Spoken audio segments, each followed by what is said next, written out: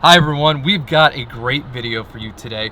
We are sitting down with a non-for-profit here in Westchester Liberty called Reach Out Lakota, and they have been serving our community for almost 30 years. And Scott, the CEO of Reach Out Lakota, has been gracious enough to sit down with us. Check it out.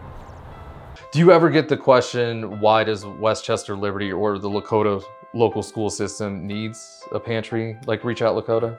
All the time, people have an assumption that this is an affluent community, that there aren't anybody who's in need. And the reality is that no matter where you live in this country, there are pockets of people who are struggling. Not only are there pockets of people who are struggling, but even in a nice neighborhood, you have someone who's lost a job.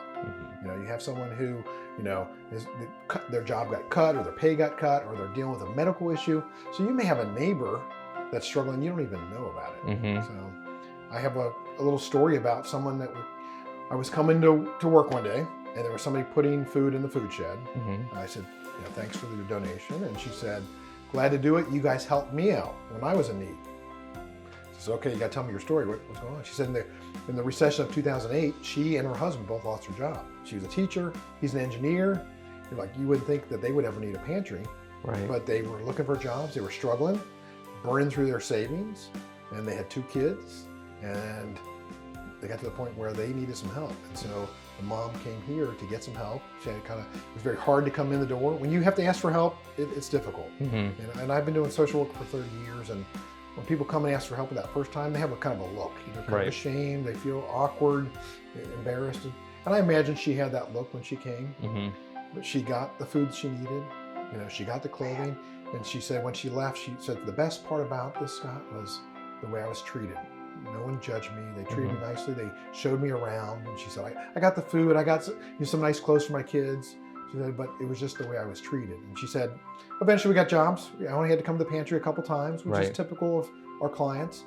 And she said, and now I know what it's like to be on that other side of that. And so now I give back to Reach Out Lakota. So you never know who it is who's going to be in need and what their situation is. And so we serve 100 families every month. And so sometimes people are blown away that there's 100 families every month that come in. And over 9,000 individuals got food last year from Reach Out Lakota. If someone is in need of Reach Out Lakota, what is the best way for them to get started? Well, the best way is to come to Reach Out Lakota. We're open Monday nights, 5 to 7 p.m., Wednesday and Friday, 10 to 12. And the way we have it is you drive up and we have a clipboard outside. You sign your name. You let us know if you're brand new and you need food or clothing or both. And then you wait in your car. We're bringing in 3 or 4 families in at a time. We're going to treat everybody nicely. I think that's another gift that we give is we treat everybody with respect and dignity.